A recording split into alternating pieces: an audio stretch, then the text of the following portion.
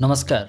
आज भिडियो रे आपण देखिए सिंगापुर टूर रो एयर ट्रैवल विवरणी। भुवनेश्वर रु सिंगापुर आमे उड़ाजहाज माध्यम रे किभଳି भाबे यात्रा करू एवं ताहार विभिन्न जहाँ भी विवरणी आपण सब आज देखा पाइबे।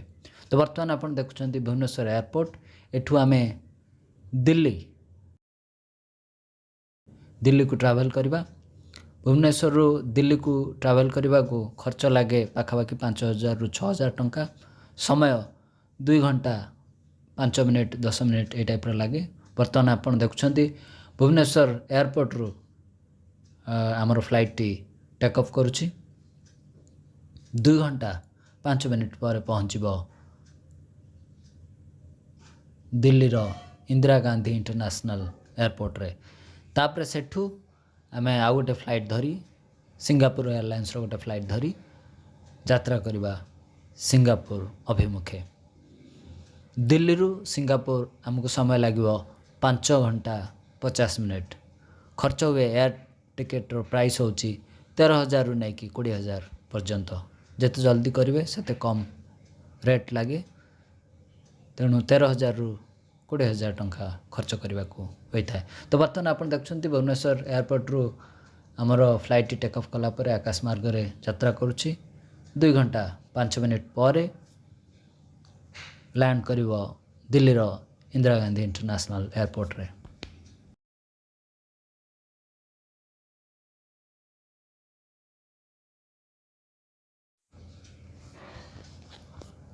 तो बर्तमान आप देखुंत दिल्ली रो इंदिरा गांधी इंटरनेशनल एयरपोर्ट रे आमर फ्लाइट टी लैंड करुछि। एठी पाखापाखि 5 घंटा आमर गैप अच्छी नेक्स्ट फ्लाइट धरवा को सिंगापुर अभिमुखे। सेटा रहिबा आमर सिंगापुर एयरलाइंस रो फ्लाइट। तो बर्तमान फ्लाइट टी संपूर्ण भाव में लैंड कर सारी आप देखुं रनवे पर लैंड करुछि।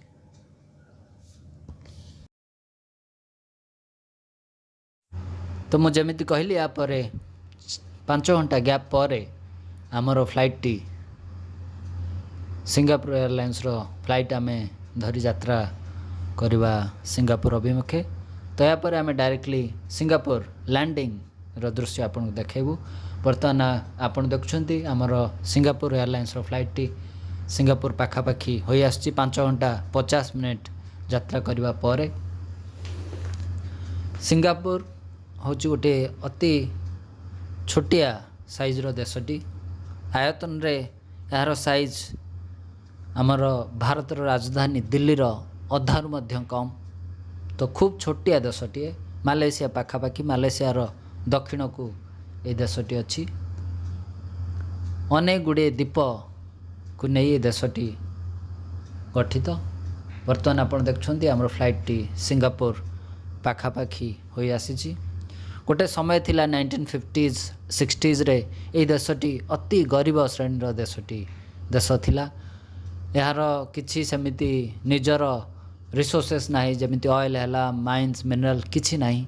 तथापि आज ये देशटी गोटे समृद्ध देश गोटे विशाल अर्थनीति $400 बिलियन यार जीडीपी। अति छोटिया देशटी किंतु जीडीपी रे भारतर 9 भागरु भागे कहले चलिबो। तो बर्तमान आपण देखुंत आमर फ्लाइट टी सिंगापुर सहर उपरे सिंगापुर जो देश ता उपरे आसी पहुँची। खूब कम समय मध्य आमर फ्लाइट टी लैंड करिवो सिंगापुर रो इंटरनेशनल एयरपोर्ट जहाँ कह जाए चंगी एयरपोर्ट। आउ यही एयरपोर्ट टी विश्वर सबुठारु सुंदर एयरपोर्ट बोली कह जाए। खूब सुंदर भाव में एयरपोर्ट टी को सुसज्जित करा जायछि। सेटा मध्य हमें देखिबा एवं सिंगापुर रो किछि दर्शनीय स्थान मध्य आज यही वीडियो माध्यम रे हमें देखिबा। तो बर्तमान देखंतु खूब सुंदर सहर सिंगापुर ताहा उपरे आमर फ्लाइट टी गति करुछि। आमर फ्लाइट टी एयरपोर्ट पाखापाखि हो आसलानी।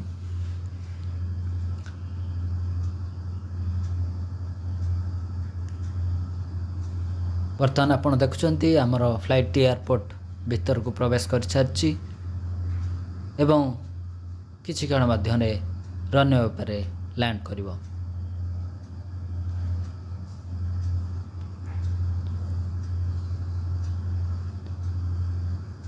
ବର୍ତ୍ତମାନ ଆମର ଫ୍ଲାଇଟ୍ଟି ଲ୍ୟାଣ୍ଡ କରିସାରିଛି, ଆପଣ ଦେଖିପାରୁଥିବେ।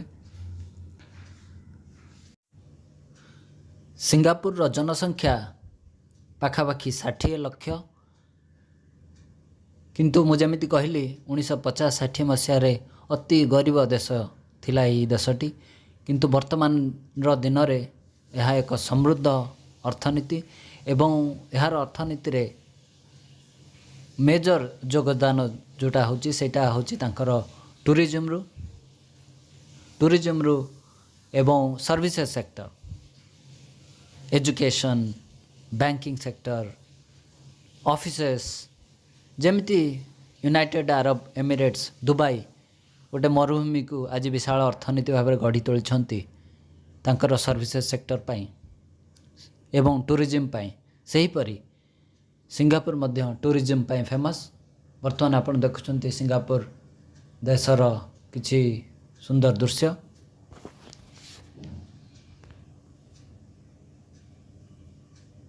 ସିଙ୍ଗାପୁରକୁ ପ୍ରତ୍ୟେକ ବର୍ଷ ପାଖାପାଖି 1,40,00,000 ଲୋକ ଭିଜିଟ୍ କରିଥାନ୍ତି। ଜନସଂଖ୍ୟା ମାତ୍ର 60 ଲକ୍ଷ। 1,40,00,000 ଟୁରିଷ୍ଟ ଭିଜିଟ୍ କରିଥାନ୍ତି ଏବଂ ଏହା ତାଙ୍କର ଅର୍ଥନୀତିକୁ ମେଜର ୱେରେ କଣ୍ଟ୍ରିବ୍ୟୁଟ୍ କରିଥାଏ। ପ୍ରତିବର୍ଷ ବର୍ତ୍ତମାନ ଆପଣ ଦେଖୁଛନ୍ତି ଫେମସ୍ ମାରିନ୍ ବେ ସାଣ୍ଡସ୍ ହୋଟେଲ ଉପରେ ଯେଉଁଟା ଆପଣ ଦେଖୁଛନ୍ତି ସେଇଟା ହେଉଛି ସୁଇମିଂ ପୁଲ୍। ହୋଟେଲ ଉପରେ ସୁଇମିଂ ପୁଲ୍, ଏଇଟା ବିଶ୍ୱର ସବୁଠାରୁ ପ୍ରସିଦ୍ଧ ହୋଟେଲମାନଙ୍କ ଭିତରେ ଏହି ହୋଟେଲକୁ ଗଣାଯାଏ। ଖୁବ୍ ସୁନ୍ଦର ଏବଂ ସେ ଯେଉଁ ୟାର ସ୍ପେଶାଲିଟି ହେଉଛି ସେଇ ସୁଇମିଂ ପୁଲ୍ ହୋଟେଲ ଉପରେ। ଇଏ ହେଉଛି ଚଙ୍ଗି ଏୟାରପୋର୍ଟ ଭିତର ଦୃଶ୍ୟ। ବିଶ୍ୱର ସବୁଠାରୁ ସୁନ୍ଦରତମ ଏୟାରପୋର୍ଟ ଚଙ୍ଗି ଏୟାରପୋର୍ଟ, ସିଙ୍ଗାପୁରର ଇଣ୍ଟରନ୍ୟାସନାଲ୍ ଏୟାରପୋର୍ଟ। ଇଏ ଦେଖୁଛନ୍ତି ଆପଣ ୱାଟର ଫାଉଣ୍ଟେନ୍। ଏଇଟା ହେଉଛି ସିଙ୍ଗାପୁରର ଗୋଟେ ଗାର୍ଡ଼େନ୍, ବହୁତ ସୁନ୍ଦର। ଏହିପରି ଅନେକ ସୁନ୍ଦର ଅଟ୍ଟାଳିକା ଏବଂ ସୁନ୍ଦର ସ୍ଥାନମାନ ଆପଣ ଦେଖିବାକୁ ପାଇବେ ସିଙ୍ଗାପୁର ସହରରେ। ଛୋଟିଆ ସହରଟିଏ, ଛୋଟିଆ ଦେଶଟିଏ, କିନ୍ତୁ ଦର୍ଶନ point of view, tourism point of ଭ୍ୟୁରୁ ଗୋଟେ ବହୁତ ସୁନ୍ଦର ଦେଶ। ଯେମିତି ମୁଁ କହିଲି, ଏହା ହେଉଛି ଦ୍ୱୀପ ଆଇଲ୍ୟାଣ୍ଡମାନଙ୍କୁ ନେଇ ଗୋଟିଏ ଦେଶ ଭାବରେ ଗଢ଼ାଯାଇଛି। ଆପଣ ଦେଖନ୍ତୁ ସମୁଦ୍ର ଭିତରେ ଦେଶଟି, ଛୋଟିଆ ଛୋଟିଆ ସବୁ ଆଇଲ୍ୟାଣ୍ଡ।